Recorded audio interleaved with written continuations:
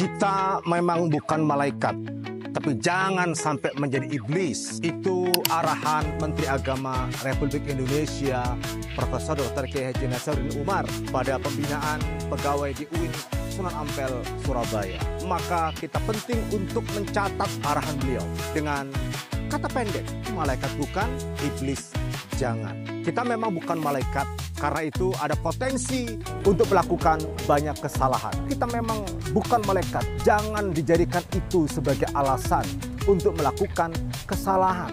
Karena apa? Karena di depan mata kita ada pilihan untuk berlaku salah dan berlaku benar, berlaku baik dan berlaku buruk. Malaikat itu simbol dari kebaikan, simbol dari kemuliaan. Sementara iblis adalah simbol dari keburukan, simbol dari kejahatan. Di depan mata kita ada pilihan untuk menjadi baik dan untuk bisa menjadi jahat. Karena itu memang kita bukan malaikat, tetapi jangan sampai kita jatuh jahat seperti iblis. Pertanyaannya adalah, kalau seseorang diberi amanah dalam jabatan tertentu, apa yang harus dilakukan supaya kita tidak terjatuh kepada derajat iblis, lalu kita naik derajat walaupun tidak sampai pada derajat malaikat? Pertama, yang harus kita lakukan adalah melakukan teknokrasi. Nilai itu harus diinstrumentasi. Mari kita belajar dari pernyataan Menteri Agama ini. Malaikat iblis bisa berhadapan. Kalau kita derajatnya mendekat ke derajat malaikat, maka kita mendekat kepada derajat kemuliaan. Tetapi kalau kita semakin menjauh dari titik derajat malaikat, maka kita bisa terjatuh pada titik derajat iblis.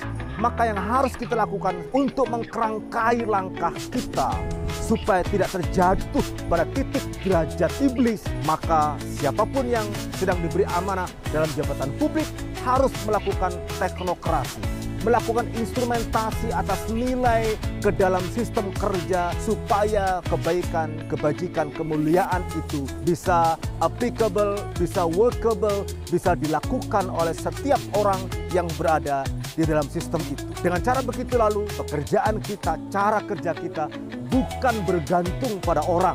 Yang kedua penting juga untuk kita jadikan sebagai pelajaran dari arahan Menteri Agama. Malaikat bukan, iblis jangan.